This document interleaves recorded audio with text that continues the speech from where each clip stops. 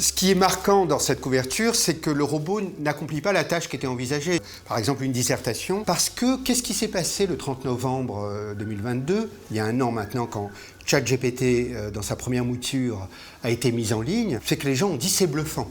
Et c'était bluffant. Et ça l'était. Ça produisait du texte sur simple instruction de notre part. Et la plupart disaient en même temps, mais il faudrait encore des développements pour que ça s'apparente à un langage humain. Mais c'est là qu'est notre illusion. C'est-à-dire qu'en réalité, il s'agit d'une langue morte. Pourquoi je dis ça? Parce que ces systèmes ingurgitent des masses qui se voudraient totalisantes de tous les corpus, de tous les textes qui existent sur la planète, et qui les soumettent à des formules statistiques, à des formules mathématiques, en vue d'apprendre des lois sémantiques, des lois de la grammaire, des règles du langage, et qui produisent du texte, et ça c'est très important. Je voudrais que nous comprenions cela, parce que c'est là qu'est la différence entre un langage humain et un langage machinique, qui produit du texte à l'intérieur d'une équation probabiliste. Par exemple, quand on tape une formule sur WhatsApp, on dit « je viens te voir ce », et le système écrit à notre place soit, parce que en termes de probabilité, c'est en termes d'occurrence le mot qui a le plus de chances d'intervenir. Et parfois, il se trompe. Donc, à l'opposé du langage humain. C'est-à-dire que nous n'entretenons pas un rapport de totalisation, de rapport au langage, mais un rapport de singularisation, c'est-à-dire que nous apprenons des règles, il y a de l'effort, c'est le lieu de la singularisation entre le legs commun, la langue, l'histoire, les grands textes, les règles de langage, et la façon dont chacun, avec l'apprentissage et notre propre culture, nous réapproprions le langage. Quand je parle, par exemple, là, le mot que je vais dire à l'instant, je ne sais pas lequel il est. Et la façon dont je parle et nous parlons, ça ne s'inscrit pas à l'intérieur d'une dimension probabiliste, mais à l'intérieur d'une dimension indéterministe. Et c'est là qu'elle est la liberté humaine dans le langage. C'est-à-dire qu'elle s'inscrit à l'intérieur d'une tension entre l'histoire, tout ce qui existe, et le fait que nous parlons, nous inventons, nous jouons avec le langage dans les flux de la vie, dans les flux du présent, où il y a de l'indéterminé, de l'irrégularité, de l'inconnu qui surgit. Et c'est là qu'il est le lieu de la liberté humaine et le fait que chacun parle librement et en première personne. Donc contre une langue morte, machinique, homogénéisée, mathématisée, moi, ce que je crains, c'est que d'ici 2-3 ans, sur Internet, dans notre paysage symbolique, de plus en plus, ce soit un langage cloné. C'est-à-dire tout le monde va parler de la même manière. Ce n'est pas les clones de Bienvenue à Gattaca, les mêmes corps. Non, c'est un même langage, nécrosé, rodé par la mort, et qui va faire que tout le monde va à peu près s'exprimer de la même manière en s'adossant sur les machines. Est-ce que vous voyez là le paysage que moi je dénonce, et je crois que ce qui nous revient, c'est de faire valoir, de ne pas renoncer. Et on voit bien la réaction désolée de cette personne sur la couverture de New Yorker. On voit bien que là, il y a quelque chose d'un renoncement à ce qui nous caractérise en propre, c'est-à-dire de produire du langage en première personne et qui manifeste notre liberté qui est à l'œuvre, notamment dans notre parole et dans la façon de nous exprimer. Alors cette couverture de Society est très pertinente parce qu'en réalité nous n'avons pas affaire à une intelligence dite artificielle qui suppose que ces systèmes pourraient se substituer, parce que c'est ça que ça veut dire, comme naturellement à nos intelligences humaines. C'est ça le sous-texte du terme de la notion intelligence artificielle. Nous avons affaire à un mode de rationalité fondé sur la volonté d'entraîner, d'engager un mouvement de marchandisation intégrale de la vie, c'est-à-dire des systèmes qui diagnostiquent nos comportements et qui continuellement nous encouragent d'engager telle action plutôt que telle action, généralement à des fins marchandes, et à l'autre fin en vue d'engager une organisation hyper optimisé, hygiéniste, sans défaut de la société. Par exemple, dans le management de la e-logistique, du commerce en ligne, où vous voyez les manufacturiers d'Amazon équipés d'oreillettes, de capteurs et des systèmes d'intelligence artificielle expertisés, diagnostiquer là où ils se trouvent, leur localisation, et leur enjoindre aux manufacturiers d'aller dans tel endroit, chercher dans telle armoire, chercher tel article, et de les déposer à telle vitesse, dans telle palette, réduisant des humains à des robots de chair et de sang, bafouant la dignité et l'intégrité humaine. Donc l'intelligence artificielle suppose que ce sont des systèmes qui vont à terme faire plus rapidement que nous et de façon prétendument plus fiable toutes les actions de la vie humaine. Et on voit bien que notre place relativement à cette logique ne va faire qu'entraîner ce que j'appelle un mouvement d'inutilité de nous-mêmes. Imaginons deux pays, par exemple les États-Unis, et imaginons la France, où d'un côté, dans 3-4 ans, il y aura une automatisation quasi intégrale de toutes les affaires humaines, journalisme, commerce, éducation, médecine, donc une sorte de pays où rôde la mort, où rôde l'inactivité, où rôde quelque chose que des fantômes numériques qui gèrent, qui administrent le cours du monde. Et imaginons un autre pays, par exemple la France, où nous dirions non, on ne veut pas de cela. On veut célébrer les rapports sensibles entre individus, les rapports créatifs, l'expression des facultés de chacun. Le fait est que nous prenons trop ces phénomènes comme étant des phénomènes naturels du cours des choses. C'est pas naturel, c'est produit principalement par l'industrie du numérique et il nous revient à nous, si nous le souhaitons, de faire valoir d'autres modalités d'existence fondées sur d'autres principes que l'automatisation croissante quasi intégrale des affaires humaines et l'inutilité de nous-mêmes. Et est-ce que ce n'est pas un plus gros projet de société de défendre et de célébrer les qualités fondamentales qui nous constituent et de faire en sorte qu'elles s'expriment au quotidien dans notre vie ordinaire, mais aussi dans le travail et dans nos relations et dans nos modes d'organisation en commun. Les 20 prochaines années, c'est les prompts. C'est ce que j'appelle le promptisme généralisé. C'est-à-dire que sur simple instruction, des systèmes produisent du texte, de l'image, des vidéos, du son, sur simple instruction, le moindre effort. Et mais ça ne regarde pas que le langage. Tout le monde a vu des images au printemps dernier du pape avec une doudoune ou d'Emmanuel Macron dans une manifestation en train d'être violenté. Parce que, quoi ? La société n'est pas déjà marquée sous le sceau de ressentiments, des rancœurs, des fake news, du complotisme. Il faut qu'on en rajoute encore. Donc, il faut qu'on laisse libre accès à des systèmes qui, par exemple, sur une instruction, un simple prompt de notre part, vont faire que, par exemple, je commande une image d'un voisin avec qui j'ai un différend qui frappe ma voisine. Et puis, je le poste sur Internet. C'est-à-dire que en une seconde, en temps réel, quasi immédiatement, des images sont produites qui vont répondre à nos convictions, à nos envies d'en découdre. Et nous allons vers ce que j'appelle un régime de l'indistinction généralisée. C'est-à-dire qu'on ne saura plus quelle est la nature d'une image. Je vous donne rendez-vous en 2025-2026, c'est pas très difficile à supposer. Le régime symbolique, le régime des images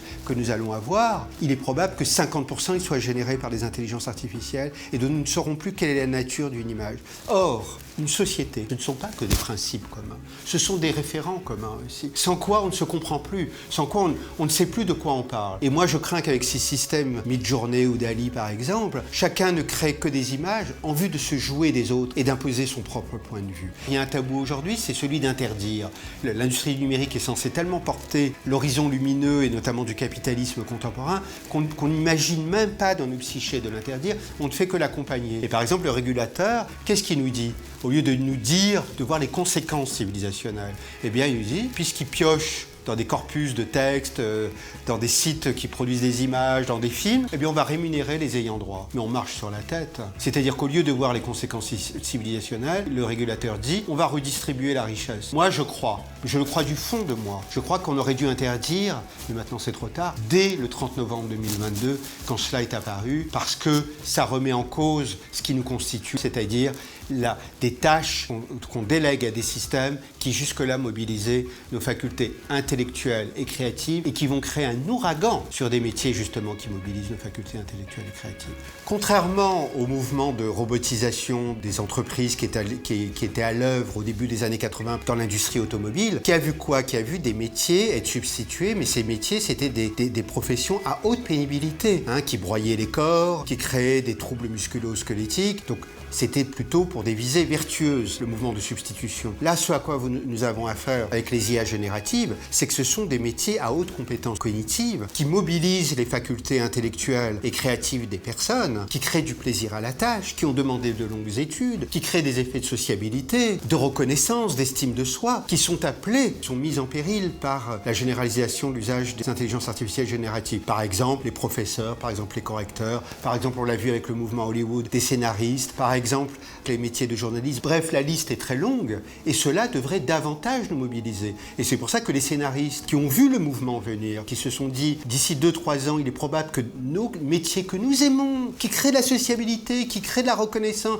qui créent du plaisir de travailler, de se contredire, d'imaginer des histoires. Il n'est pas normal que des systèmes d'intelligence artificielle au nom de seuls profits générés par l'industrie du numérique, eh bien, mettent en péril nos professions. Et qu'ont-ils fait ? Ils se sont levés, on dit ça on ne le veut pas, et ils ont eu gain de cause. Et ça c'est pas le régulateur qui a pensé avant. Comme on dit dire dans le droit, c'est la jurisprudence. C'est des cas de figure, de la mobilisation de citoyens et de métiers. Ils se sont dit, trop c'est trop, on est en danger de mort. Et toutes les sornettes que nous racontent Sam Altman et l'industrie du numérique, on n'y croit pas. C'est pas l'idée d'une complémentarité homme-machine qui va être à l'œuvre, qui est une sorte de novlangue qu'on entend depuis 6-7 ans. Non. Depuis l'avènement des IA génératives, nous ne sommes pas entrés dans un processus de complémentarité homme-machine, mais d'éradication à grande vitesse de métiers qui font pour grande partie l'honneur de l'activité humaine, des métiers qui appellent de l'inventivité, qui appellent du plaisir, qui appellent de l'expression des talents et qui appellent des formes de sociabilité et d'estime de soi, bref, tout ce qui nous manque actuellement.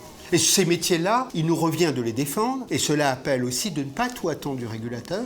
Ça appelle, par profession, à l'échelle du monde, que les avocats se lèvent, que les journalistes se mobilisent, que les scénaristes, que les correcteurs, que les traducteurs, et disent, nous, on aime nos métiers, on ne veut pas que des systèmes d'automatisation se substituent à nous au profit de l'efficacité continue, et que cela ne génère des profits que pour ceux qui les conçoivent et les produisent. On voit bien qu'avec cette couverture du Guardian, qu'il y a toujours une vision binaire. C'est soit avec les systèmes d'intelligence artificielle un monde lumineux qui va nous apporter quantité de bienfaits, soit on est dans une phase opposée. On nous annonce dans une dimension extrêmement sensationnaliste la fin du monde, le dépassement par les machines de l'humain, la fin de l'humanité, dit-on. Or, les choses ne se passent pas comme ça. C'est-à-dire que c'est une vision binaire, sensationnaliste, et cette vision, elle va de pair avec la façon dont, aujourd'hui, quand on parle de régulation, on pense les choses. C'est toujours, vous l'aurez remarqué, à l'intérieur de la sempiternelle équation, risque-avantage. Mais qu'est-ce qui se passe avec cette équation? Je pense que les termes sont mal posés. Parce que vous reconnaîtrez que si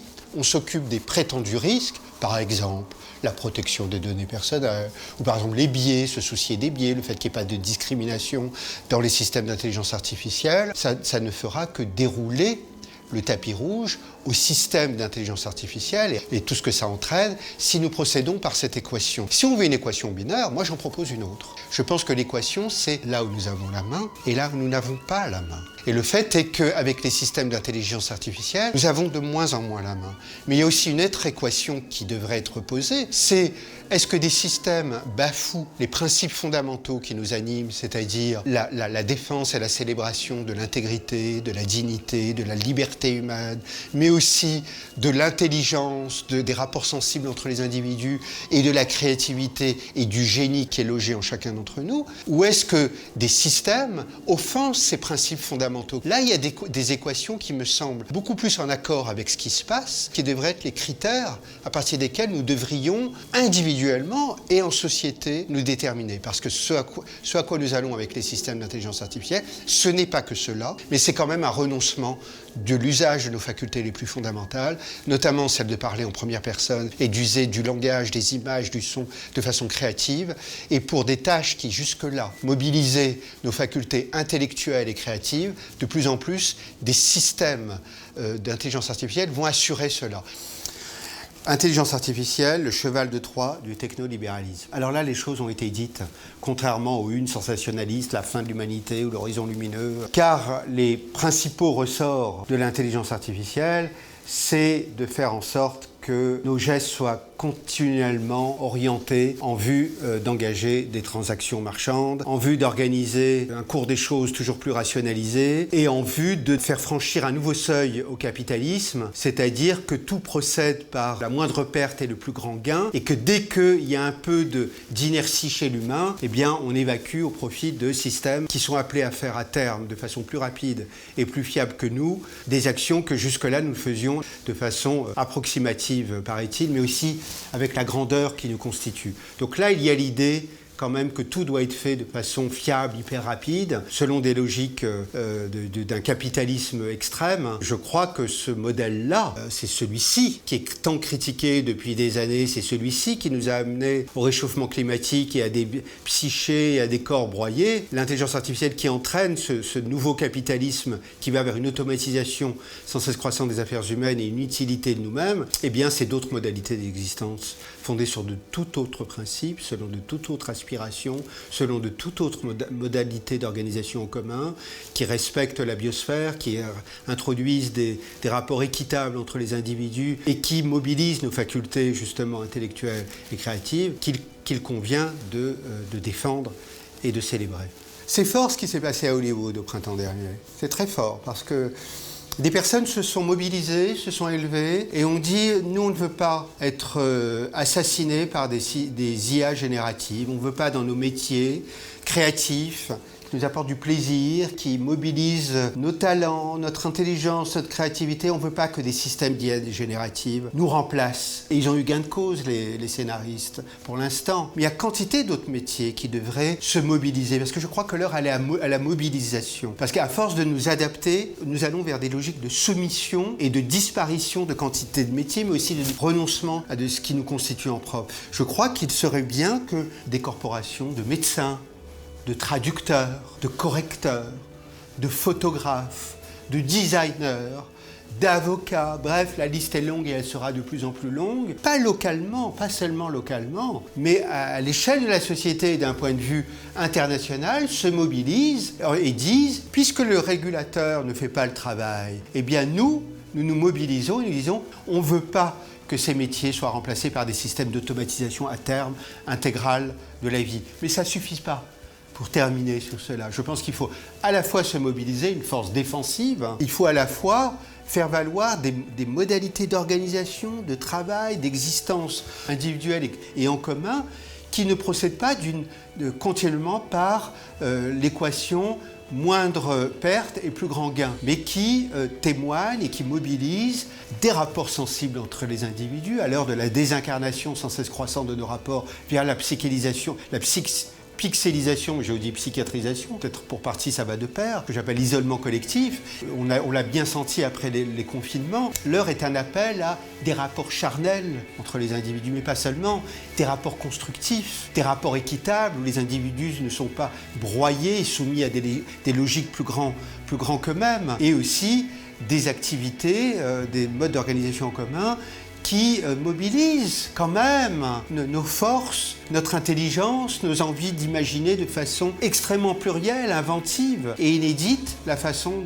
d'envisager le présent, le futur et la façon de nous construire ensemble société. Car avec ces systèmes d'intelligence artificielle, nous allons de plus en plus vers des modalités d'existence homogénéisées, automatisées et sur lesquelles nous adossons nos vies de plus en plus sur des systèmes qui nous disent non seulement comment agir, mais qui, en plus de surcroît, prennent en charge nos facultés les plus fondamentales, celle de produire du langage, de produire du symbole, de produire des œuvres. Il n'est pas possible qu'en considérant ces technologies comme des outils, qu'à terme, ça organise un renoncement de ce qui nous constitue en propre et que dans 3-4 ans, nous voyons nos enfants dire « mais pourquoi je vais à l'école, moi ? Pourquoi je vais apprendre ? Pourquoi je vais apprendre des règles ? Pourquoi je vais apprendre la grammaire ? Pourquoi je vais apprendre le langage ? Pourquoi je vais apprendre à lire Victor Hugo ? Sur une simple instruction, un seul prompt de ma part, eh bien les systèmes vont faire tout ce que, par des efforts, je devrais faire, mais je n'ai plus d'efforts à faire. » Voyons-nous le renoncement de nous-mêmes qui est à l'œuvre, mais aussi le fait de plus en plus refuser de déployer des efforts en vue de nous conduire au long du quotidien. Ce renoncement à l'effort et cette passion pour l'utilité, je crois que, puisqu'on parlait de cheval de Troie, je crois que c'est le cheval de Troie du renoncement à nous-mêmes à terme et de l'inutilité de nous-mêmes. Et ça, je ne peux pas m'y résigner.